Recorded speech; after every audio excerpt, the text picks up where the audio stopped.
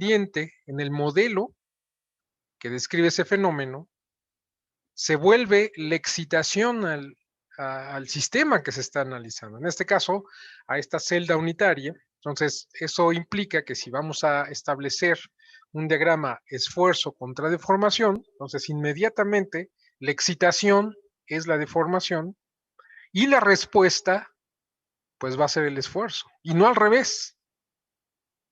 Entonces, eso es muy importante. Entonces, sí, desde el punto de vista de matemáticas, pues tal vez no tendría relevancia, pero para los fenómenos físicos es absolutamente necesario hacer esa distinción. Y eso tiene repercusión en lo que van a hacer o lo que significa, puesto que si queremos establecer un diagrama esfuerzo-deformación para el material compuesto, pues quiere decir que al material, el que está hecha esta celda unitaria, considerando que es un material compuesto, pues entonces lo tenemos que excitar con deformación. Y el material va a responder generándose un esfuerzo. Ahora, el concepto de material, desde el punto de vista teórico, ahí está. Sin embargo, desde el punto de vista físico o desde el punto de vista ya de la realidad, lo que podemos tocar, entonces no podemos separar el concepto de material de una pieza, porque finalmente vamos a tener ese material en una pieza.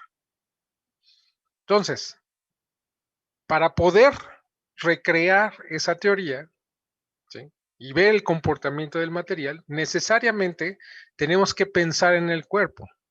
Por lo tanto, si queremos producir una excitación en deformación en la celda unitaria, eso significa que necesariamente tenemos que hacer o transformar eso en términos de lo que necesitamos hacer para que en el material se recreen esas condiciones.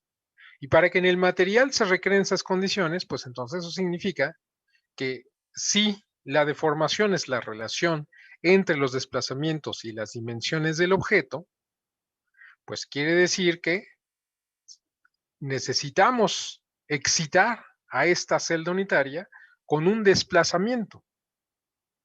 La celda unitaria, ya como un cuerpo, ¿sí?, pues va a responder y se va a generar una fuerza, va a aparecer una fuerza que se está oponiendo ahí en la celda unitaria, que se está poniendo a ese desplazamiento. Pero esa fuerza es resultado, es una respuesta a ese desplazamiento. Eso es sumamente importante.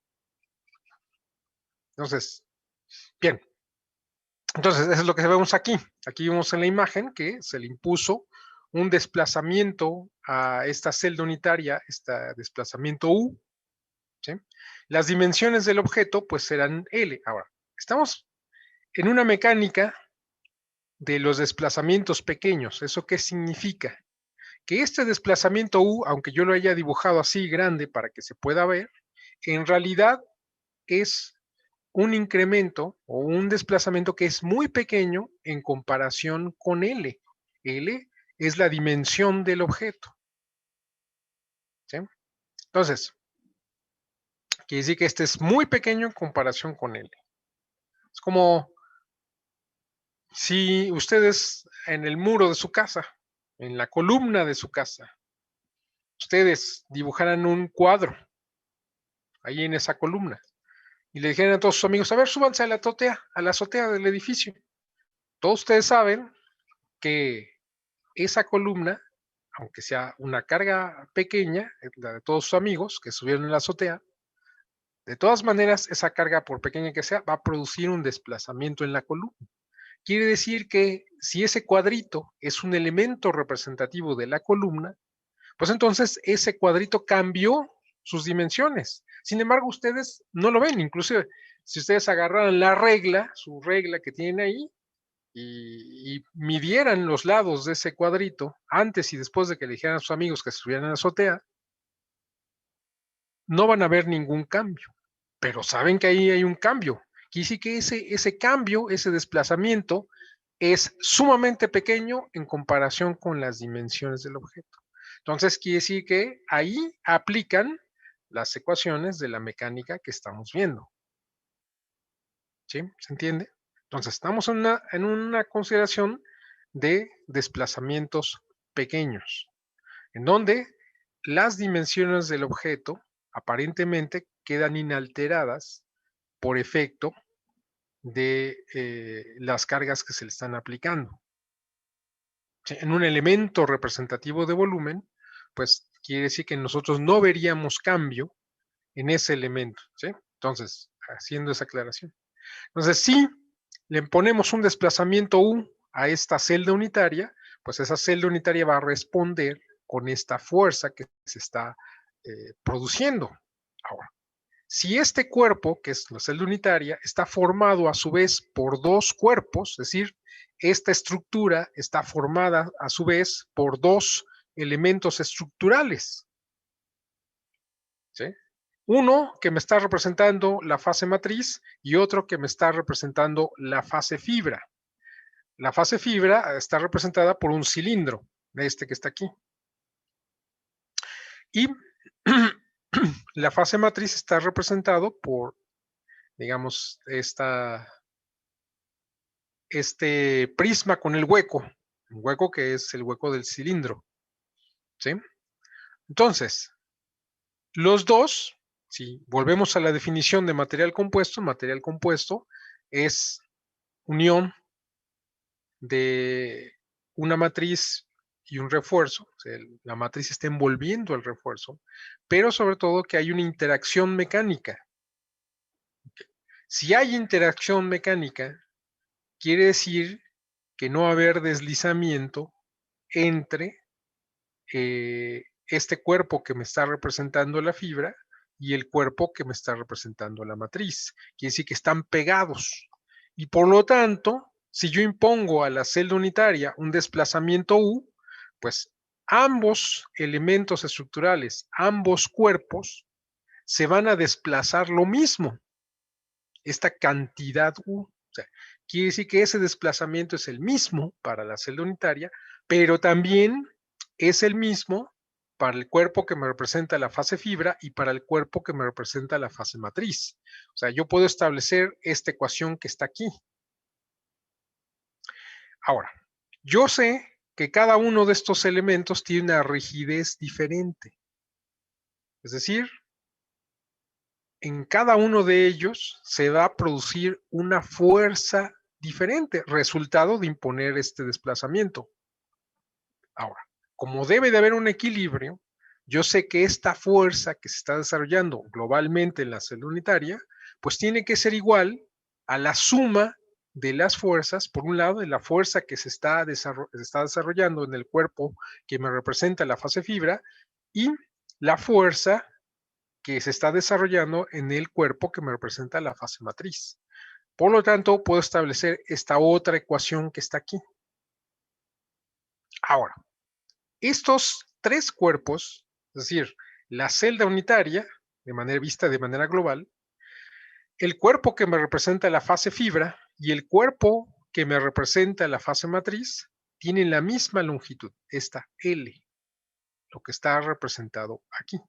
Ahora, yo sé que si sumo el área de la sección transversal del cuerpo que me representa la fase fibra, esta que está aquí, y el área de la sección transversal del cuerpo que me representa la fase matriz, sumadas me van a dar el área de la sección transversal de esta celda unitaria, lo que tengo aquí. ¿Sí estamos de acuerdo? Ahora, si yo paso ahora del nivel de la estructura al nivel del material, entonces necesito para eso relacionar las fuerzas con las superficies en las que están actuando y así logro obtener los esfuerzos. Entonces, sí, yo sé que en la celda unitaria se está desarrollando esta fuerza.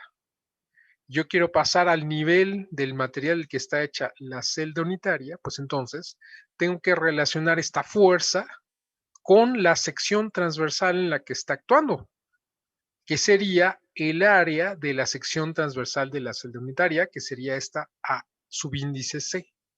Y con eso puedo obtener el esfuerzo que hay en el material compuesto. ¿Sí?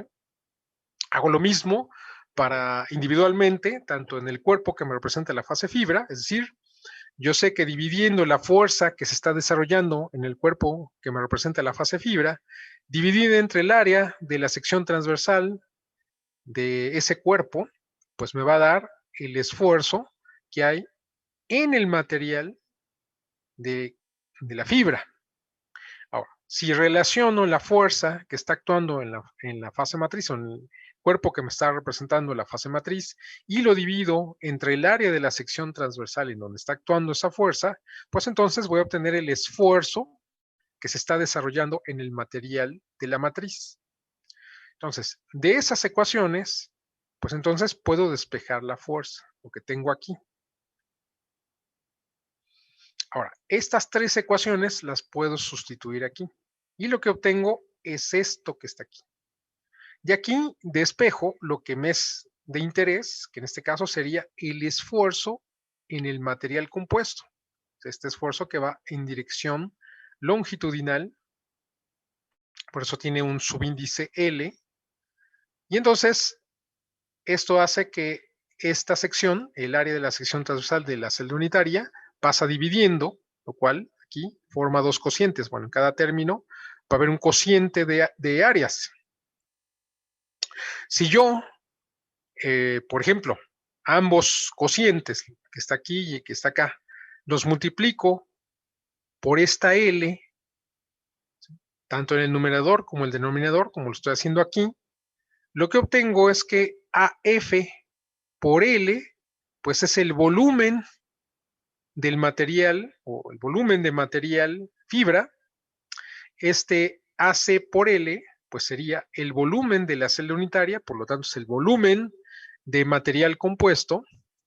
Esta AM por L, pues es el volumen de la matriz y este AC por L, pues es el volumen de material compuesto.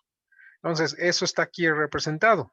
Pero yo sé que el volumen de refuerzo entre el volumen de compuesto va a ser la fracción volumétrica de refuerzo.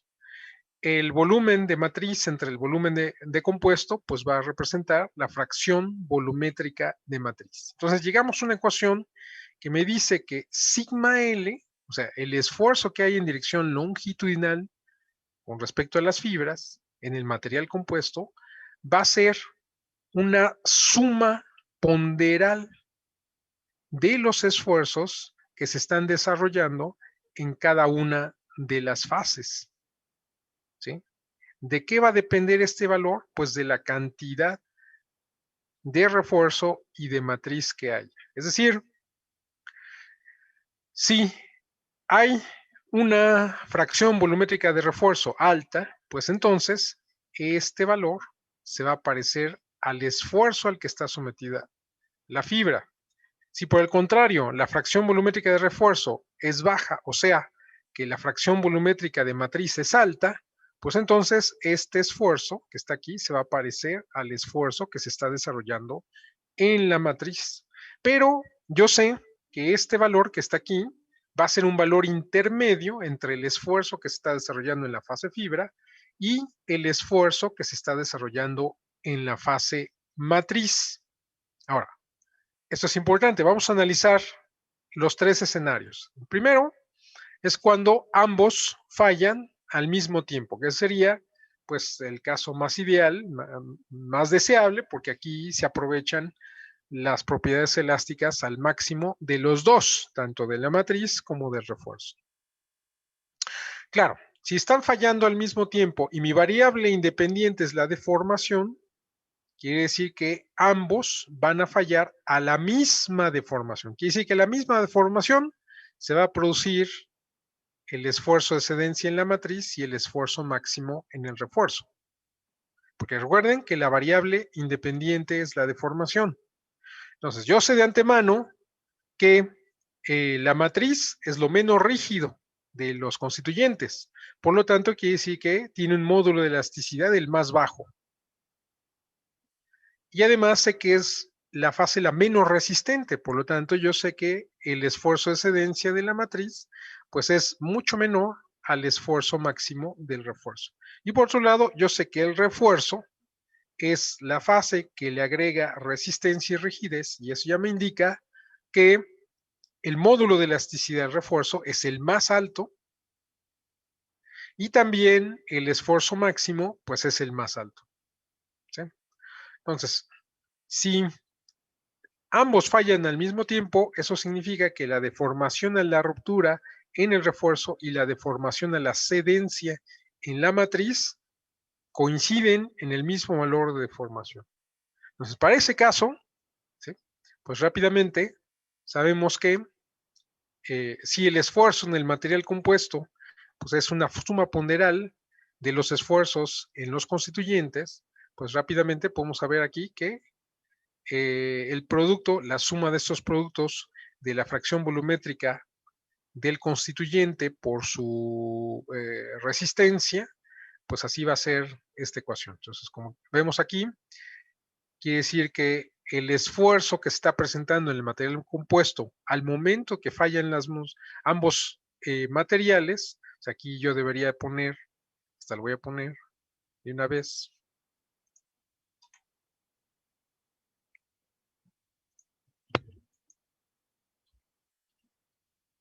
Ya. Entonces aquí, bueno, acá también, perdón. De acá.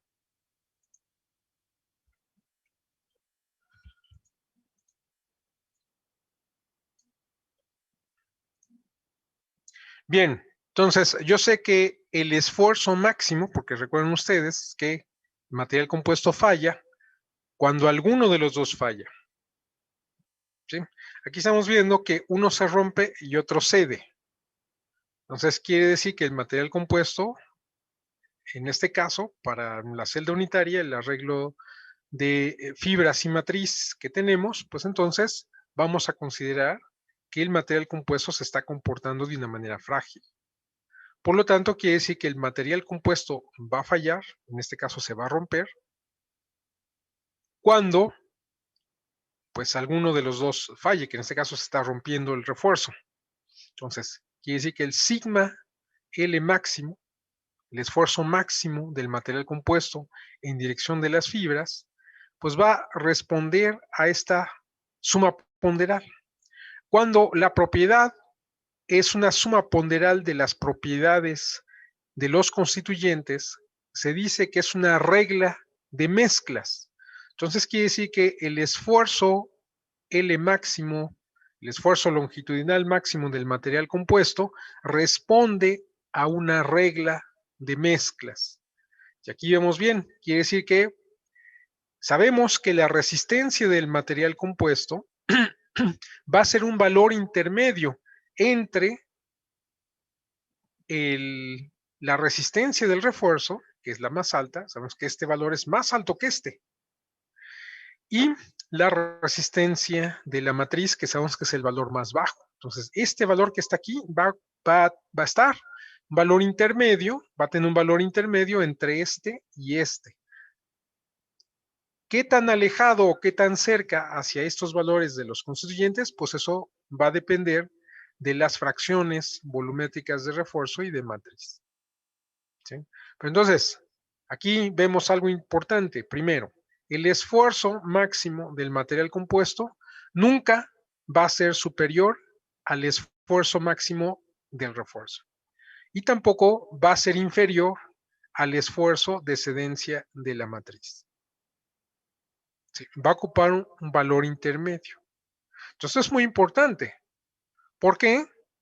Porque vamos a suponer que ustedes dicen, no, pues yo voy a hacer mi aeromodelo de fibra de carbono y epóxico, ¿no? Pero no saben ni cuánto de refuerzo, no saben ni cuánto de matriz, de Charon, no saben, no han cuantificado el valor de la fracción volumétrica de refuerzo, ni han cuantificado el valor de la fracción volumétrica de matriz. Entonces, en realidad, no saben de qué material estamos hablando. ¿Por qué? Porque aunque ustedes sepan cuál es la resistencia de la fibra que ustedes utilizaron y cuál es la resistencia de la resina que ustedes hayan utilizado, son incapaces de estimar cuánto va a ser la resistencia del material compuesto. Y puede ser que esta fracción volumétrica sea muy pequeña. Vamos a suponer que ustedes tienen fibra de carbono. Fibra de carbono tiene una resistencia, ¿no? Sigma L máximo, va a estar del orden de unos 1100, vamos a suponer, 1100 megapascales. Y la resina, pues su resistencia no va a ir más allá de 100 megapascales. Por lo mucho, 120 megapascales, pero eso ya es mucho. Nos vamos a suponer que su matriz tiene 100 megapascales, que de todas maneras ya sería demasiado, ya sería mucho. Para una matriz epóxica, pues seguramente está del orden de unos 70 megapascales. Pero vamos a suponer que tiene 100. Y vamos a suponer que escogemos de las fibras de carbono menos resistentes. Vamos a suponer que tiene 1000 megapascales. Bien, ahora calculen, por ejemplo, si tuviéramos el 20% de fibra, es decir, su fracción volumétrica de refuerzo fuera del 0.2 y por lo tanto la fracción de matriz fuera del 0.8. A ver, calculen. O sea, sería 1000 por 0.2 más 100 por 0.8. ¿Cuánto les da?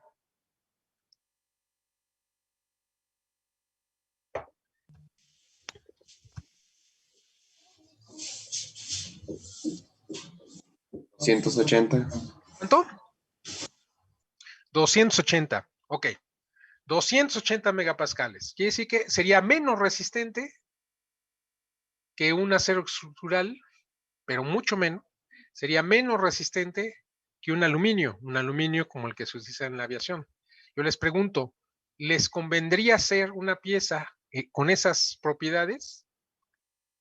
Pues es probable que estén casi, en lugar de gastar tanto en fibra de carbono y en resina epóxica, pues mejor lo hacen de aluminio y les daría lo mismo. Bien, por el contrario, vamos a suponer que ustedes son inteligentes, ustedes ya llevaron material compuesto y entienden los conceptos, la importancia de lo que estamos analizando.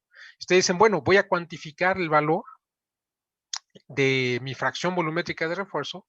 Ustedes dicen, bueno, voy a escoger un proceso de fabricación para hacer mi pieza de material compuesto que maximice la fracción de refuerzo. Y vamos a suponer que alcanzan una fracción volumétrica de refuerzo de 0.6, o sea, 60% de refuerzo y 40% de matriz. O sea, ¿cuánto va a ser la resistencia, ese sigma L máximo, si por ejemplo tuvieran 0.6, o sea, 0.6 por los 1000 megapascales más 0.4 por 100 megapascales? ¿Cuánto les da?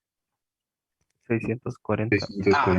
640 ya es casi la resistencia de una 0 grado maquinaria. O sea, inclusive una 0 grado maquinaria sin tratamiento térmico.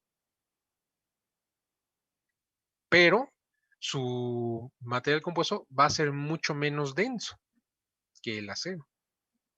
Entonces ahí sí ya empieza a ser atractivo para una aplicación estructural. Pero si ustedes no saben esto, pues ustedes pueden decir, no, yo voy a tener mi aeromodelo acá bien, cuando posiblemente tengan un material que es muy poco resistente. ¿Sí? Entonces, por eso es importante. Bien, vamos a ver el otro escenario. Aquí en este escenario, primero falla el refuerzo y después la matriz. Entonces, normalmente, si tenemos que decidir entre estos tres escenarios, el quién falla primero, lo mejor es que falle el refuerzo. ¿Por qué? Porque así aprovechamos la mayor resistencia. Entonces aquí vamos a estimar cuánto sería el esfuerzo máximo del material compuesto. Entonces, aquí, recuerden ustedes, siempre sigue siendo la variable independiente la deformación. Quiere decir que el material compuesto va a fallar cuando alguno de los dos falle. ¿Y cuándo va a fallar este? Si está fallando primero el refuerzo, pues quiere decir que va a fallar cuando en el material compuesto se desarrolla una deformación que es equivalente a la deformación a la ruptura del refuerzo. O sea, estamos sobre esta línea. Bien, entonces, ¿cuánto es el esfuerzo en la matriz? Bueno, pues entonces se sustituye este epsilon LF máximo, que sería el esfuerzo longitudinal máximo del refuerzo, lo multiplican obviamente por su módulo de elasticidad de la matriz y lo que van a obtener es el esfuerzo que hay aquí. ¿Sí? ¿Sí se entiende? Entonces, eso es lo que está aquí, en esta ecuación que está aquí. De ahí obviamente despejan sigma m. Bueno, pues entonces sustituyen en esta ecuación. Y lo que obtienen es esta ecuación, que está aquí. Eso sería cómo estimar la resistencia del material compuesto para el caso en el que el refuerzo falle primero. Todas estas deducciones ustedes las pueden hacer en su casita tranquilamente, ¿no? Es importante que las hagan para que realmente haya un aprendizaje significativo.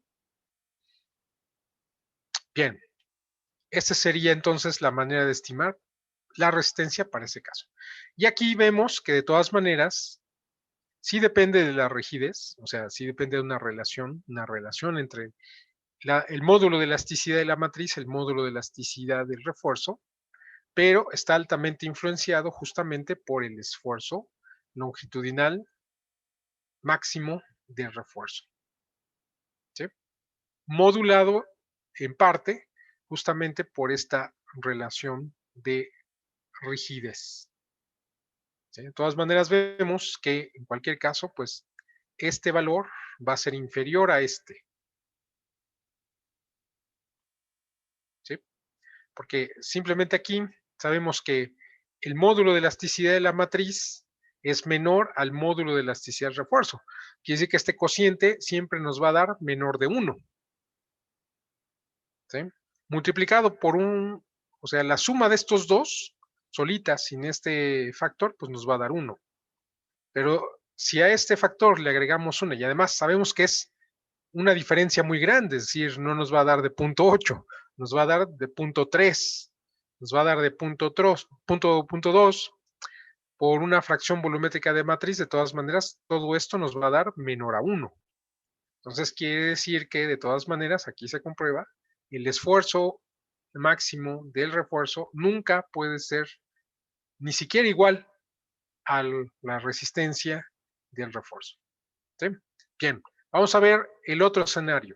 Escenario en el cual falla primero la matriz. Claro, falla primero la matriz porque llega la cedencia. Entonces quiere decir que ¿cuál va a ser el esfuerzo en el refuerzo? Pues al mismo hay que estimarlo, este esfuerzo, cuando en el refuerzo se obtiene la misma deformación a la cedencia que la matriz. O sea, estamos sobre esta línea. ¿Sí? Y en ese caso, pues entonces la deformación a la cedencia de la matriz multiplicada por el módulo de elasticidad del refuerzo, entonces nos va a dar el esfuerzo que hay en el refuerzo. O sea, lo que tenemos aquí. ¿Sí? Entonces eso lo sustituimos en nuestra ecuación, que es una regla de mezclas, y lo que obtenemos es esto que está aquí. Pero estoy aquí. ¿Sí? ¿Sí se entiende? Entonces, igual, aquí sabemos que BF más BM solitas, pues nos deben de dar casi 1, porque estamos considerando la porosidad. Eso es un poco menor. ¿Sí? Pero además, sabemos que, bueno, la relación de los módulos de elasticidad, pues sí va a ser superior a 1, porque sabemos que va a ser más alto que este.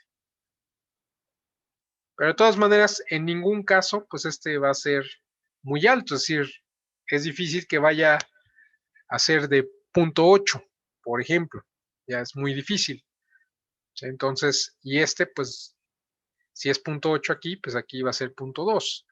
Entonces, de todas maneras, va a ser más grande. Aquí sabemos que todo esto va a ser muy probable superior a 1. Va a ser más alto que el esfuerzo de cedencia de la matriz. Pero en ningún caso va a ser superior al esfuerzo máximo del refuerzo. ¿Sí? ¿Dudas hasta aquí?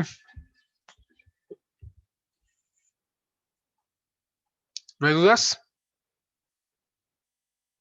Bien, entonces, yo tenía un... Voy a cambiar de presentación.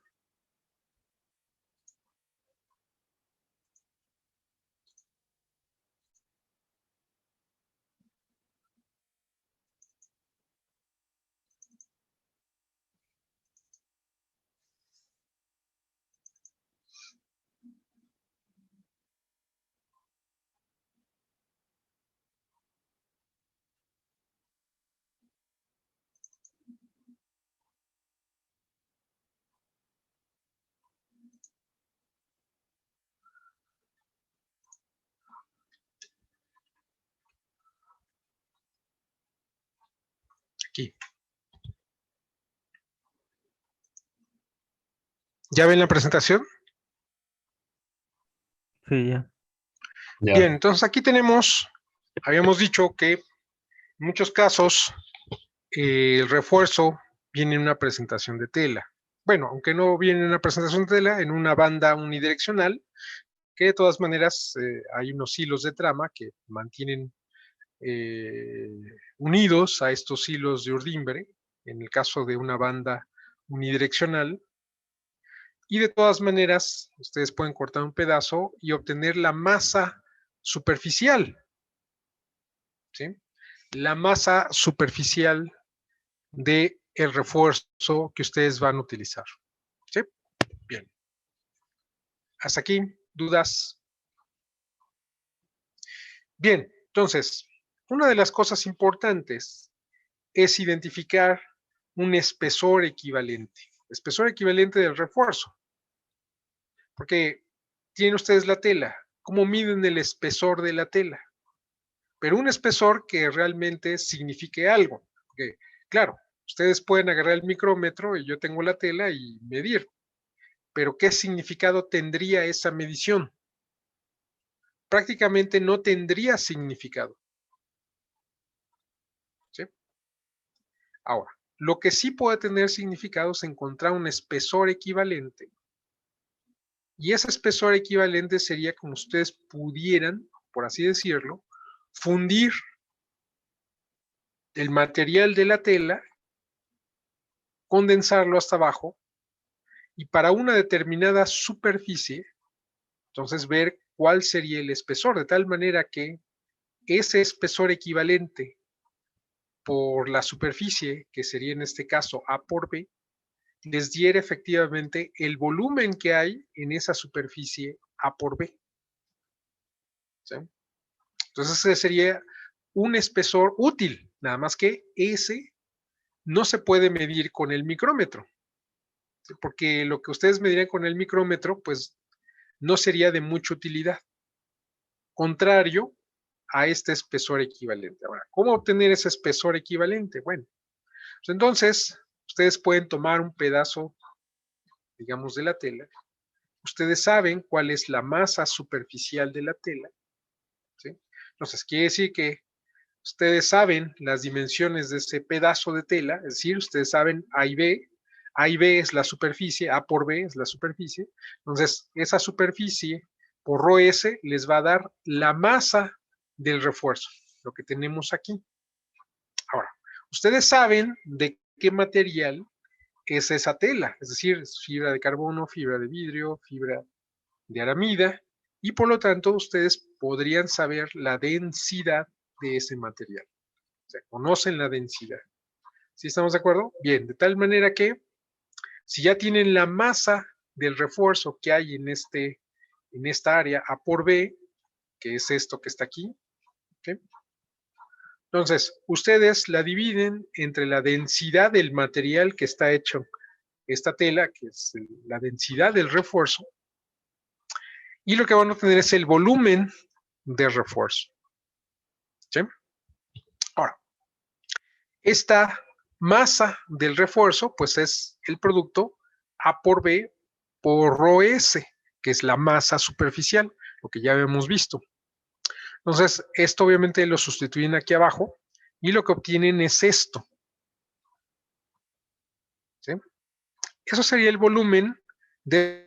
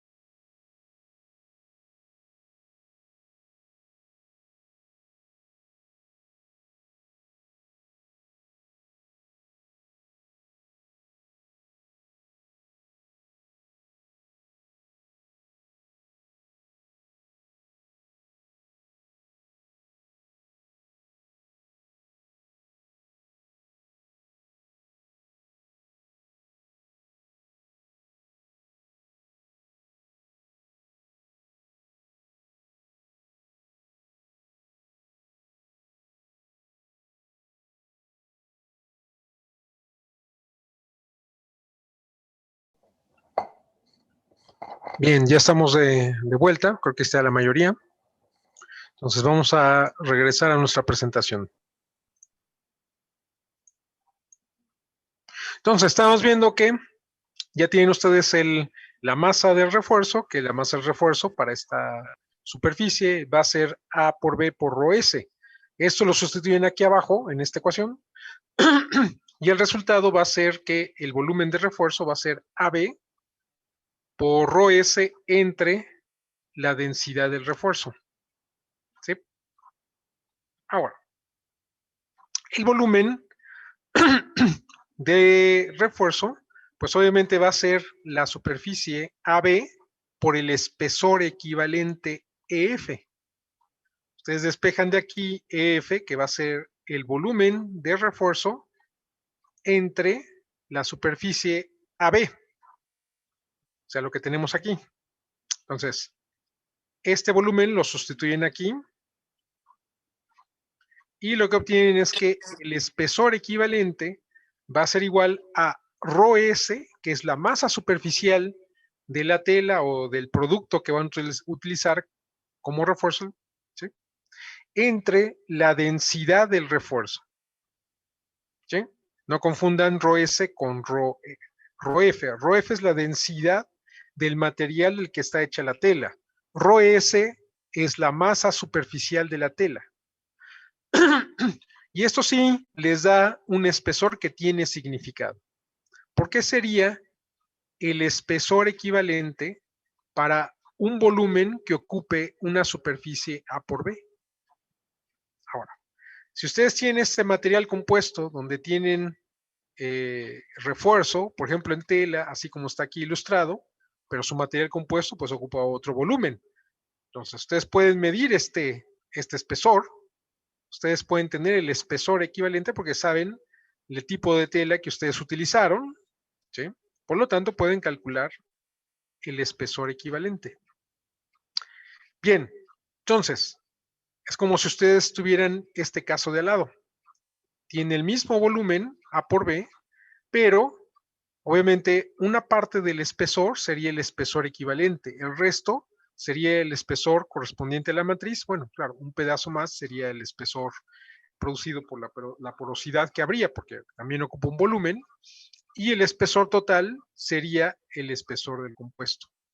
Ahora, quiere decir que, siguiendo esta misma lógica, el espesor equivalente por esta superficie, A por B, sería el volumen de refuerzo. Y el volumen de material compuesto, pues sería esta S por A por B. ¿Sí? Bien, de tal manera que ustedes ya tienen el volumen de refuerzo, que sería esto que está aquí. ¿Sí? Pero ahora ya pueden tener el volumen del compuesto, que sería S por A por B. Entonces, eso les arroja esta otra ecuación al final, que la fracción volumétrica de refuerzo que van a tener en este material compuesto, pues va a corresponder a la relación de los espesores, es decir, al espesor equivalente del refuerzo que ustedes utilizaron, dividido entre el espesor del compuesto. Bien, ahora, si ustedes van a utilizar una determinada tela, pues es una característica de la tela, puesto que no depende de las dimensiones, más bien depende del tipo de tela, eso estaría indicado por esta ρS, y del material del que está hecha la tela, esta ρF. ¿Sí? Entonces, esto sería característica del tipo de tela que ustedes están utilizando. Ahora, ustedes podrían medir, ya después que impregnan esta tela con la resina o con la matriz que le van a agregar, pues pueden medir el espesor resultante y por lo tanto de esa pieza saber cuánto es, tener una estimación de la fracción volumétrica de refuerzo. ¿Sí se entiende? Entonces, esa fracción volumétrica de refuerzo va a ser la relación F por S. Yo les pregunto, para un determinado tipo de tela, ¿cómo ustedes pueden hacer que la fracción volumétrica de refuerzo sea la más alta posible? Analizando esta ecuación. A ver, díganme.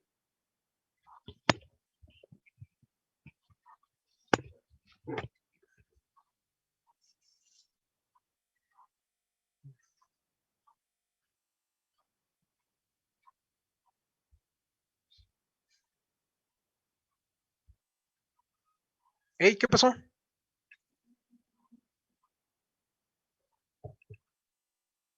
A ver, simplemente aquí de matemáticas. ¿Qué es lo que controlan de estas tres variables? BF es igual a EF entre S. ¿Cuál es lo que ustedes no controlan? Ya lo acabo de decir.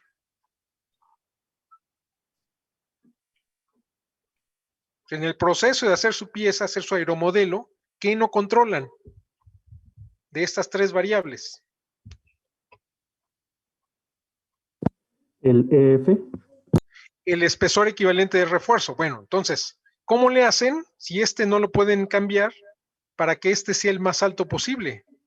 O sea, necesariamente, ¿qué podrían ustedes controlar en su proceso? Pues buscar un S más bajo. ¿Qué significa buscar un S más bajo?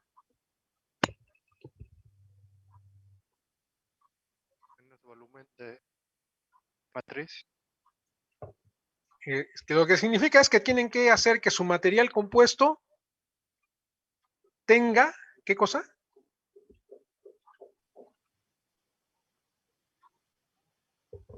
Su pieza de material compuesto tenga, ¿qué cosa?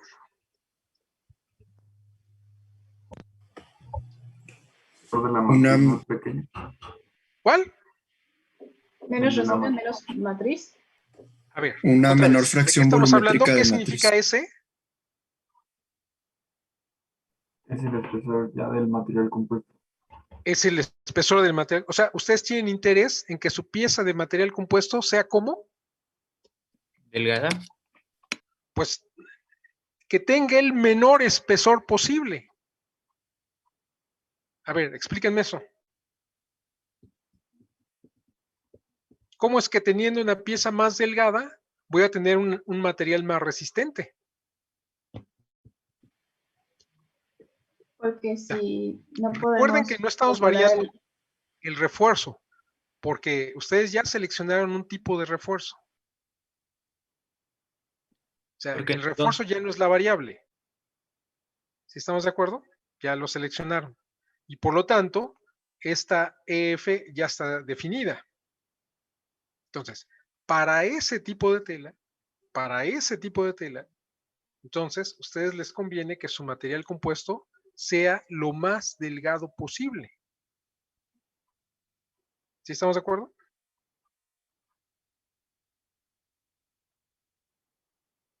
A ver, explíquenme.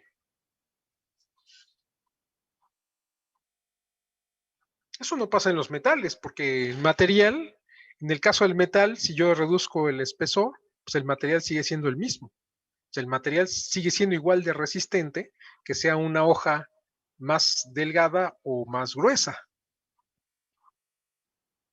Pero en caso de material compuesto, aquí vemos que hay cambio sustantivo. Aquí la cantidad de refuerzo y matriz es sumamente importante. Entonces, quiere decir que si yo estoy manteniendo, bueno, obviamente, porque es la tela que yo estoy escogiendo, pues entonces ya no puedo modificar el espesor equivalente del refuerzo.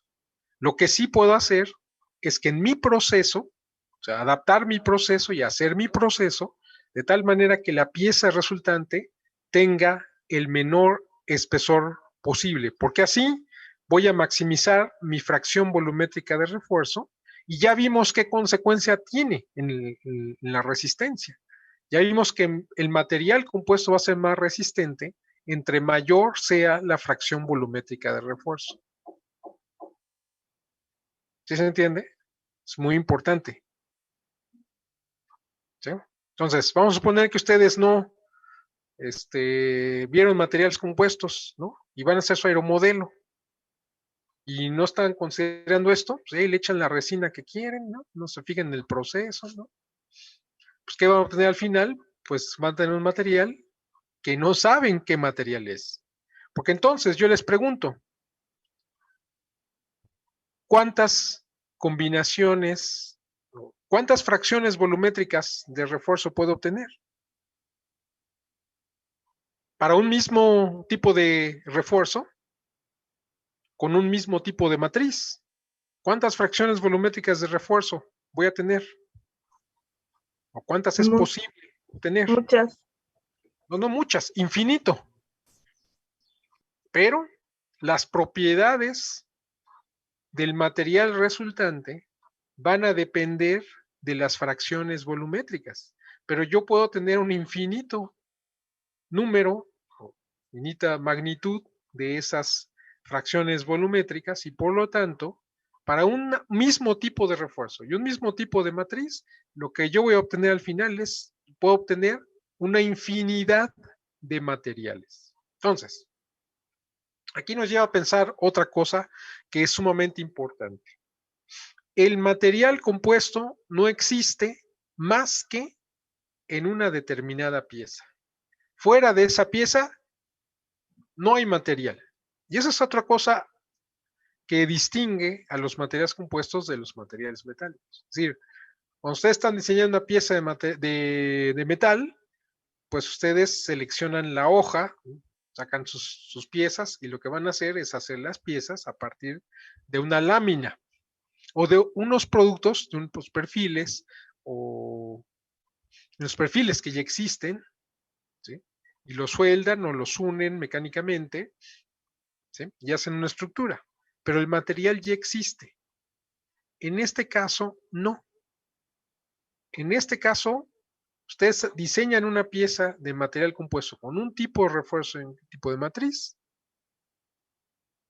y un proceso de fabricación, ¿no? Y un ciclo de polimerización, y solamente ahí va a existir ese material. O sea, pueden tener otra pieza hecha con el mismo tipo de refuerzo, con el mismo tipo de matriz, pero como está hecha con un proceso diferente, con un ciclo de polimerización diferente, pues entonces las fracciones volumétricas van a ser diferentes y por lo tanto el material de esas dos piezas pues va a ser diferente. Entonces, material compuesto no existe más que en una, y aquí lo estamos viendo. ¿Sí? No es algo que yo lo estoy diciendo y que estoy creyendo, no, se lo estoy demostrando aquí. Las propiedades dependen de las fracciones volumétricas, eso lo acabamos de ver. Pero las fracciones volumétricas dependen justamente de esta relación. la relación entre el espesor equivalente de refuerzo y el espesor ya del compuesto, de la pieza de material compuesto. Y estamos viendo que entre ya fijada una cantidad de refuerzo, un tipo de refuerzo, pues entonces va a depender del espesor del material compuesto, la fracción volumétrica de refuerzo y por lo tanto las propiedades que va a tener ese material. ¿Sí? Entonces, quiere decir que en su proceso de fabricación, ustedes, si van a hacer una pieza de aplicación estructural, lo que les interesa es quedarse con el espesor más pequeño, es decir, expulsar la mayor cantidad de resina para que ustedes obtengan el menor espesor posible y por lo tanto la mayor fracción de refuerzo. ¿Para qué? Para obtener el material más resistente posible. Muy importante. Ahora, ya visto en estas características, bien, podemos evaluar o sacar una ecuación que nos diga cuánto va a ser la densidad del compuesto resultante. Entonces, nosotros sabemos, y aquí visto de este lado, ya tenemos un espesor equivalente, quiere decir que el resto pues va a ser matriz, tenemos el espesor del compuesto, entonces quiere decir que la masa del material compuesto pues va a ser la densidad del compuesto por el volumen de compuesto. El volumen de compuesto pues va a ser S por A por B. La masa del refuerzo, ya vimos, pues va a ser la densidad del refuerzo por el volumen de refuerzo. El volumen de refuerzo pues va a ser EF por A por B. La masa de matriz pues va a ser la densidad de la matriz por el volumen de matriz. ¿Sí estamos de acuerdo? Hasta aquí, ¿dudas? Bien, pues obviamente sabemos que la masa del material compuesto tiene que ser igual a la masa del refuerzo más la masa del matriz, lo que está aquí. Entonces, esto que está aquí lo sustituimos acá. Y lo que vamos a obtener es esto que está aquí. Ahora, de aquí despejamos lo que nos interesa, que es la densidad del compuesto.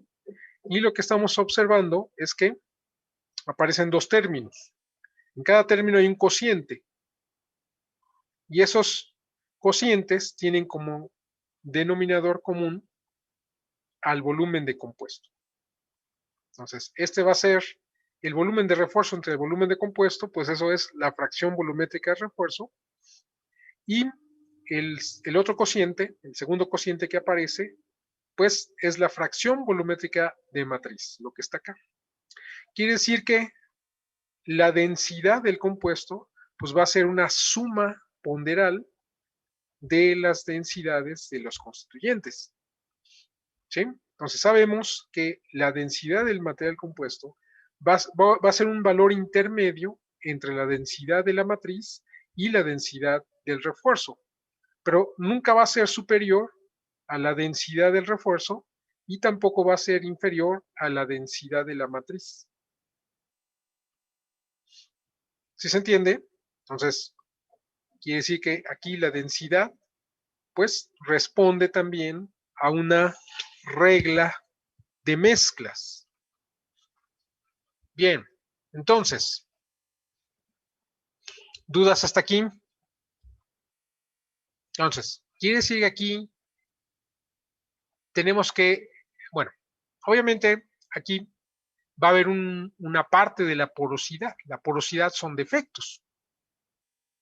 Esa porosidad son como huecos en el material y por lo tanto pueden significar intensificadores de esfuerzo. Es decir, pueden ser el origen de una grieta. Bueno, de otros defectos como de laminación, es decir, separación de las capas de una pieza de material compuesto. ¿Sí? Pueden ser también el origen, que si ustedes tienen dos piezas de material compuesto pegadas, pues entonces se desprendan. Si esta porosidad está muy cerca del refuerzo, pues entonces no va a haber una buena interacción entre el refuerzo y la matriz. Entonces, en cualquier caso, estos defectos pues pueden ser el origen de grietas. Entonces, por lo tanto, lo que nos interesa en una pieza de material compuesto es que por un lado tenga, bueno, claro, una pieza de material compuesto de aplicación estructural, pues esa pieza nos interesa que tenga la más alta fracción de refuerzo posible y, por otro lado, la menor porosidad. Entonces, quiere decir que, ¿cómo logramos obtener el menor espesor posible? Ya le echamos la resina. ¿Cómo hacemos para que la pieza resultante tenga el menor espesor posible?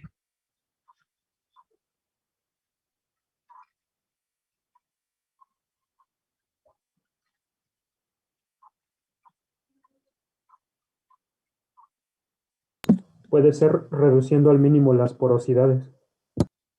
Bueno, pero las porosidades en realidad van a ser pequeñas, no son tan grandes. Claro, por un lado tenemos que reducir la porosidad, pero yo digo, ¿cómo aumentamos o cómo hacemos para que el espesor del compuesto sea el menor posible?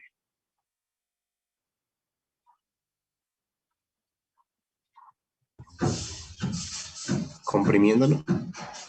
Ok. Quiere decir que en los procesos de fabricación de materiales compuestos, necesariamente va a haber una etapa de compactación. ¿De compactación para qué? Para que nos quede el menor espesor posible. ¿Sí? Ahora, eso se logra justamente compactando. Entonces, procesos de fabricación, eso es para que en sus exposiciones, obviamente, identifiquen lo que es importante. Entonces, ¿qué significa eso importante? Pues quiere decir que cuando van a fabricar una pieza de material compuesto de aplicación estructural, normalmente esos procesos involucran una etapa en donde se realiza una compactación. Eso lo que busca es justamente reducir el espesor total y por lo tanto están maximizando la fracción volumétrica de refuerzo. Bien, entonces, ¿cómo se logra que haya la menor porosidad?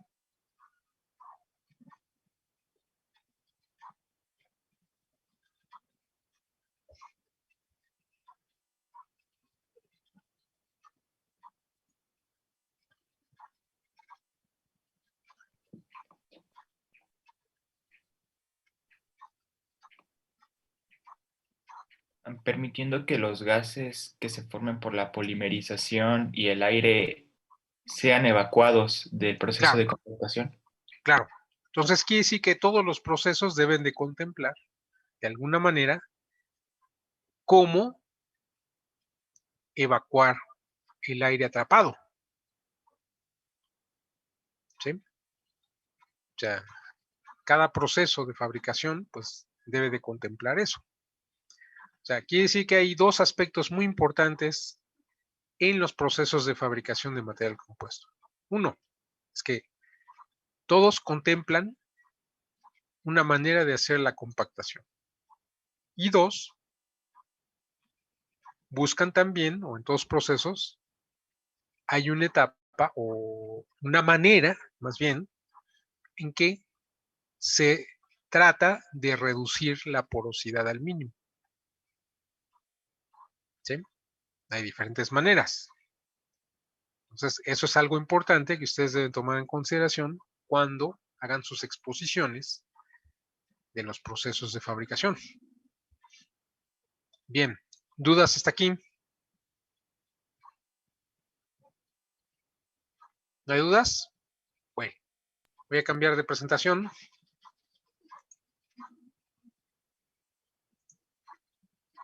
Voy a regresar a... Bien, ok. Entonces, vamos a ver algo sobre comportamiento mecánico.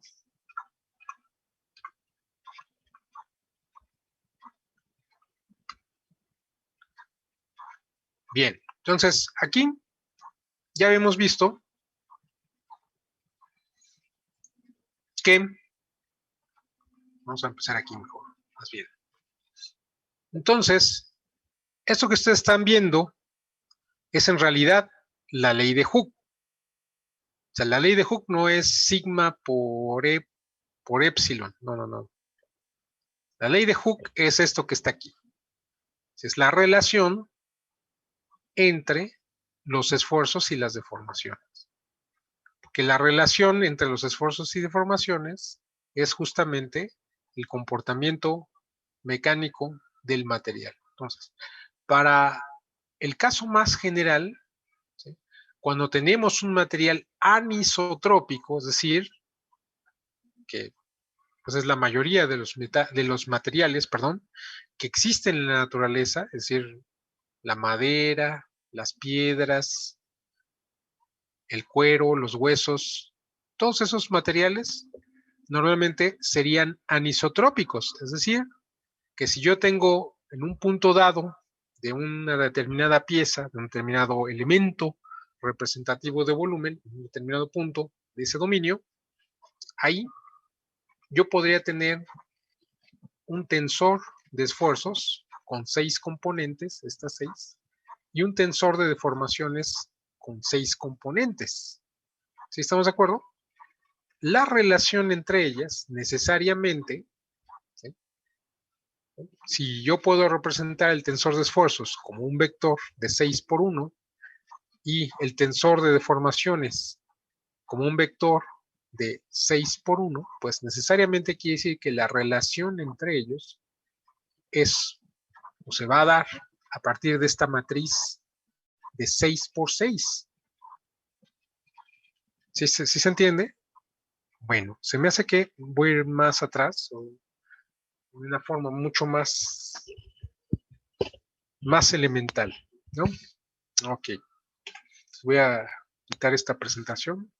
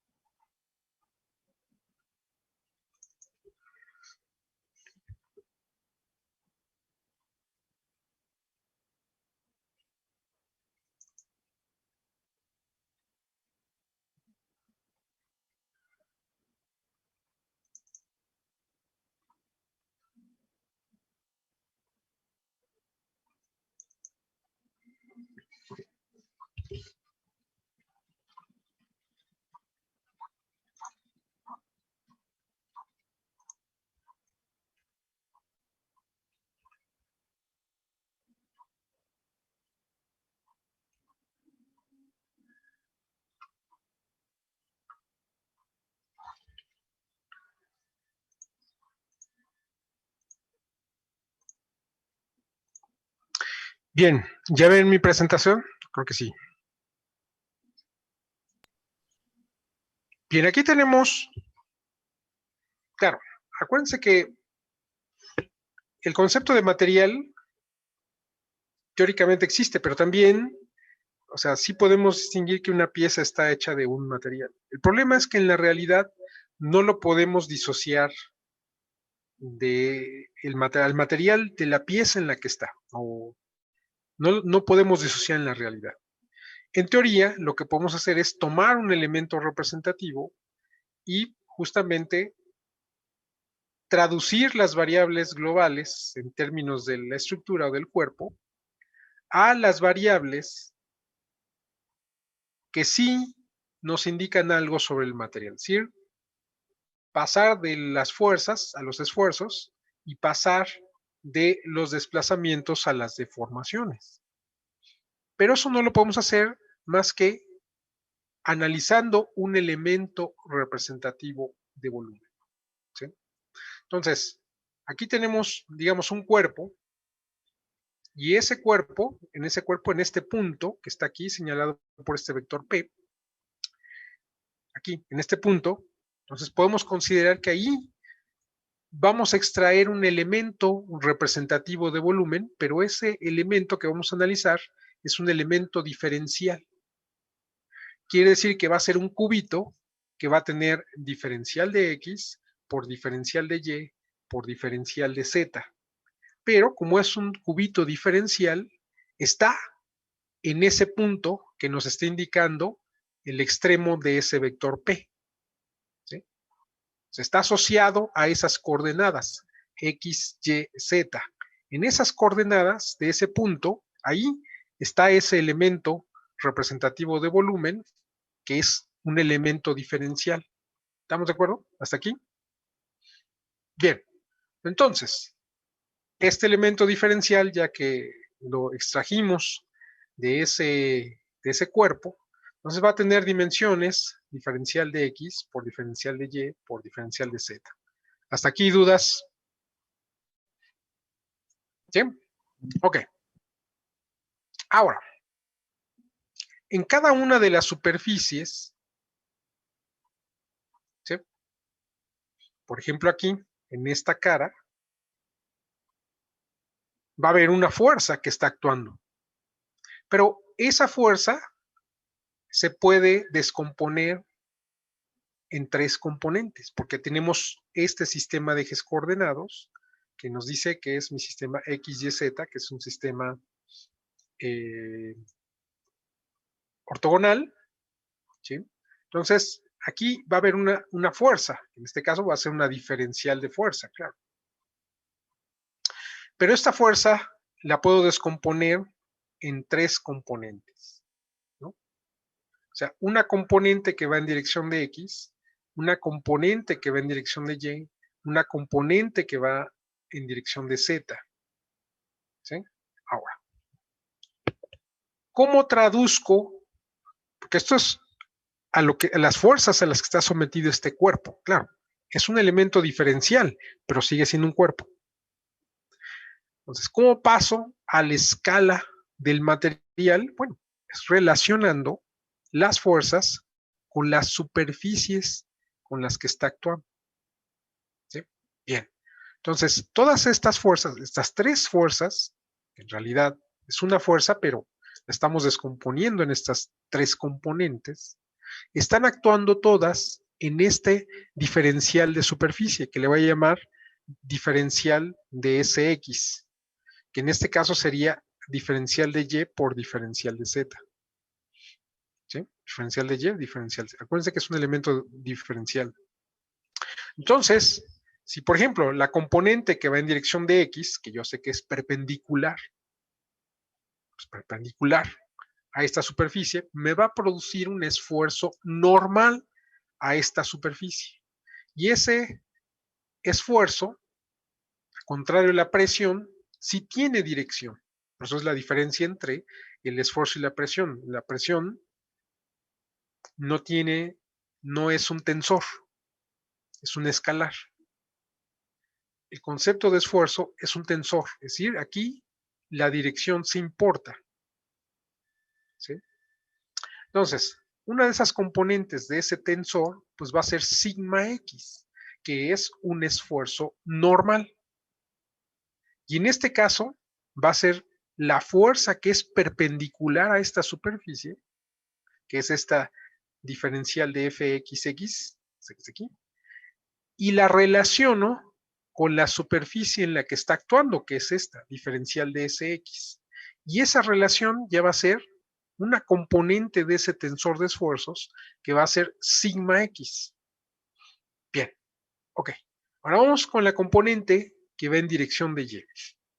Esta componente que va en dirección de Y es una componente que es paralela a la superficie, es tangente a la superficie. Si yo relaciono esta componente de fuerza con la superficie en la que está actuando, voy a obtener otra de las componentes del tensor de esfuerzos que va a ser tau xz. ¿Sí? Que va a ser tau yz, aquí estoy. Tau xy, aquí estoy, perdón. O sea, esta fuerza que va en dirección de Y, yo la divido entre la superficie en la que está actuando, y lo que voy a obtener es esta tau xy. Esta tau xy que va a ser esta diferencial de fuerza xy entre la diferencial de superficie x. Pero no utilizo la misma nomenclatura, sino aquí en lugar de sigma va a ser tau. ¿Por qué? Porque esta es una componente de esfuerzo tangencial. Esta que está aquí. Bien. Después, ¿qué es lo que pasa con la fuerza que va en dirección de z? Esta fuerza también es paralela a la superficie, es una componente tangencial. Si yo hago la relación entre esta fuerza xz y la superficie en la que está actuando, lo que voy a obtener es otro esfuerzo tangencial, o sea, otro esfuerzo de corte, que se va a llamar tau xz, y que está aquí. ¿Sí se entiende? ¿Hasta aquí? Bien. Ahora voy a analizar qué es lo que está pasando en otra de las caras. Aquí estamos analizando una cara que es perpendicular al eje Y. Y a esta superficie le voy a llamar diferencial de superficie Y, que va a ser diferencial de X por diferencial de Z. Hasta aquí, ¿dudas? Entonces, aquí sobre esta superficie va a haber una fuerza, va a estar actuando una fuerza, puedo aplicar una fuerza, que va a ser esta que está aquí. Esta que está aquí. Esta fuerza la voy a descomponer en tres componentes, de acuerdo, pues, obviamente, a mi sistema de ejes de referencia. Entonces, una de esas componentes va a ser perpendicular a la superficie. Va a ser esta de FYY. Si yo relaciono esta fuerza con la superficie con la que está actuando, entonces ya puedo obtener un parámetro asociado al material que va a ser una de las componentes de ese tensor de esfuerzos, que va a ser sigma y. Sigma porque va a ser una componente de esfuerzo normal. Normal, obviamente, a esta superficie diferencial de SY. ¿Sí? Ahora, aparecen también estas dos fuerzas. Una fuerza que va en dirección de X y otra fuerza que va en dirección de Z. Ambas son fuerzas tangenciales a la superficie. Por lo tanto, van a producir, si yo hago la relación con las superficies con las que están actuando, entonces voy a obtener componentes de ese tensor de esfuerzo que son tangenciales o cortantes. Entonces, tau YZ, pues entonces va a ser esta diferencial de YZ entre la diferencial de superficie.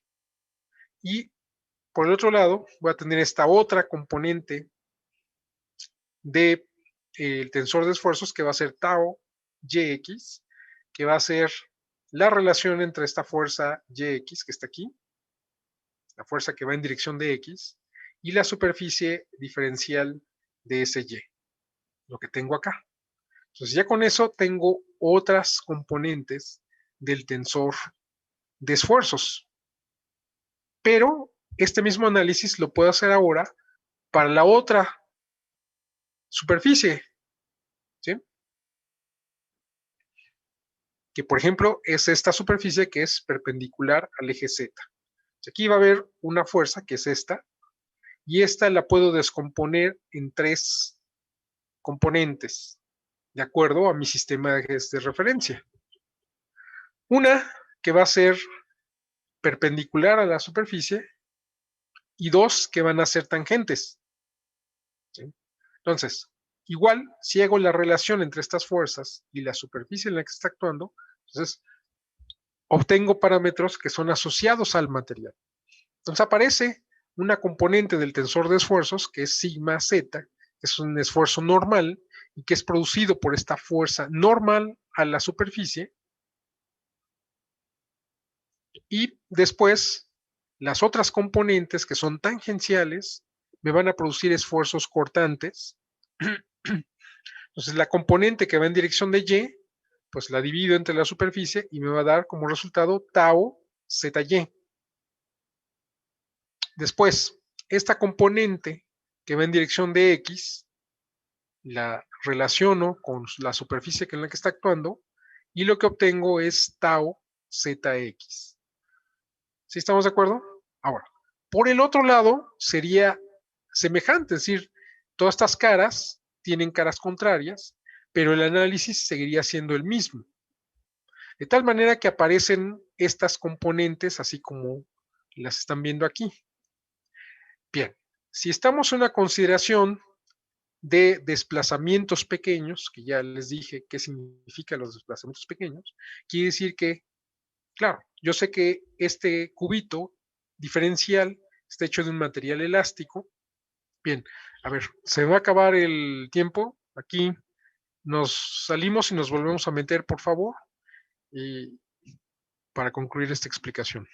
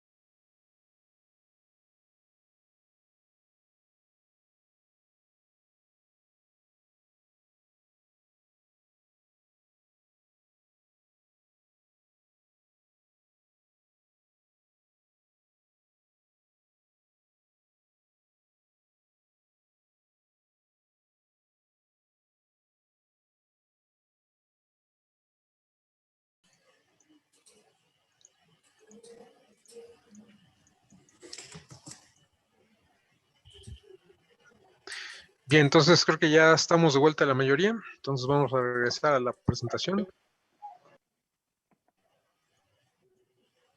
Bien, entonces aquí vemos nuestros componentes del tensor de esfuerzos que ya aparecieron, pero nos damos cuenta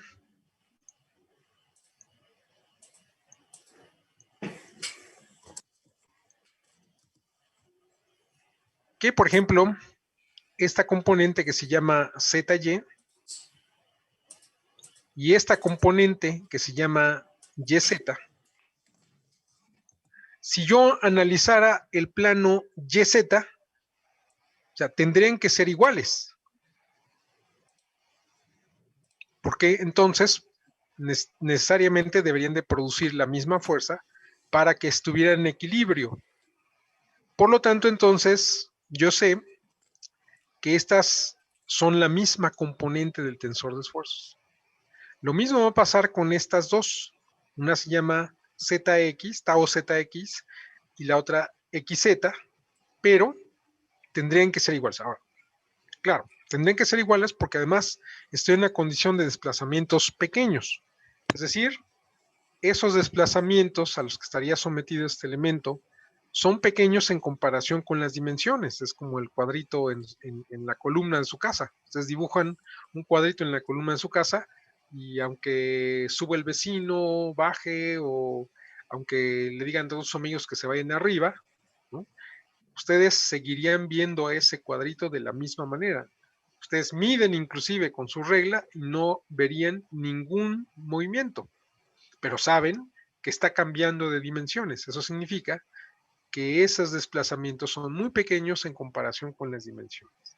Entonces, si asumimos ese comportamiento, entonces necesariamente estas componentes, por ejemplo, ZX y ZY, deben de producir fuerzas que son iguales para que en ese plano se mantenga el equilibrio. ¿Sí? Eso se puede asegurar justamente por esos desplazamientos pequeños. Entonces, si por ejemplo, en los materiales que estén trabajando, los elementos estructurales, ocurre esta condición, ese material lo pueden tratar con esta mecánica. Por ejemplo, si estuvieran en la llanta de un automóvil, un camión, ustedes en el perfil de la llanta le dibujan un cuadrito. Y la llanta, si el cuadro está por arriba, pues lo van a ver con unas dimensiones. Pero si da vuelta la rueda 180 grados y ya el cuadrito aparece abajo, ese cuadrito ya va a estar Puedes comer de distorsionado, los chiles va a rellenos tener si quieres. unas Voy dimensiones. a hacer portobelo A ver, y alguien por carnita para ahí nosotros y tiene guacamole. abierto su micrófono Ok. y estamos Si le puedes escuchando avanzar, bueno. sus conversaciones. Ok, entonces, si ese cuadrito ahora está abajo en la llanta, ustedes claramente verían que ese cuadrito cambió de forma. Ustedes inclusive con el flexómetro verían que hay un cambio en las dimensiones. Quiere decir que para el material del que está hecha esa llanta, ustedes no podrían hacer esa suposición de desplazamientos pequeños y toda esta mecánica que estamos analizando ya no aplicaría para ese material. Pero si ustedes en ese cuadrito siguen viendo las mismas deformaciones, o las mismas dimensiones, perdón, entonces sí estamos en esta mecánica. ¿Sí? Entonces es muy importante. Entonces, caso de los materiales compuestos estructurales, vamos a analizarlos como si fueran, o vamos a utilizar la misma mecánica que para los metales, o sea, esta, en donde estamos considerando desplazamientos pequeños. Para el caso, por ejemplo, de elastómeros, como es el caso de la llanta es de hule, es un elastómero, ahí tendríamos que aplicar otra mecánica de los desplazamientos grandes, ¿sí? Pero mientras se mantenga esa consideración, entonces podemos usar esta mecánica que estamos analizando. Bien, entonces, en ese caso, necesariamente estas dos componentes del tensor de esfuerzos son iguales, igual que estas dos, igual que estas dos. Y eso significa que me quedan, en realidad, 6 componentes con las cuales yo puedo describir el estado de esfuerzos para el material del que está hecho este elemento diferencial de volumen. Como es un elemento diferencial, entonces está en ese punto de coordenadas X, Y, Z.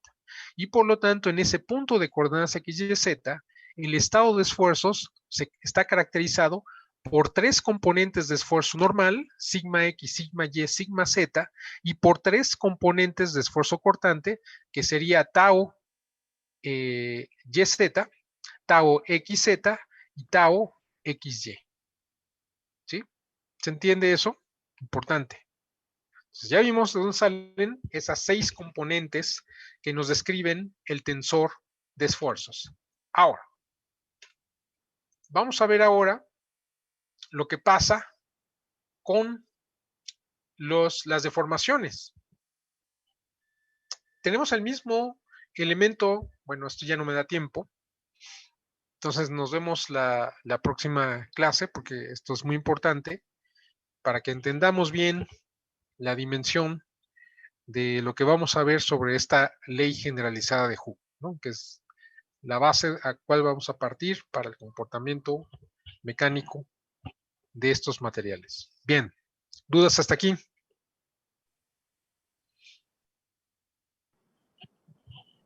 Profe, sí tuve una duda, pero que la A ver, comentamos en la siguiente clase. ¿cómo? Si ya la comentamos en la siguiente clase. Ah, pero tienes una duda. Sí, sí la tengo. A ver, Cuando estábamos viendo lo de las densidades en los espesores, me quedó la duda, no entendí por qué la masa de refuerzo era igual a A por B por la densidad superficial. voy a poner la presentación, a ver, que me digas.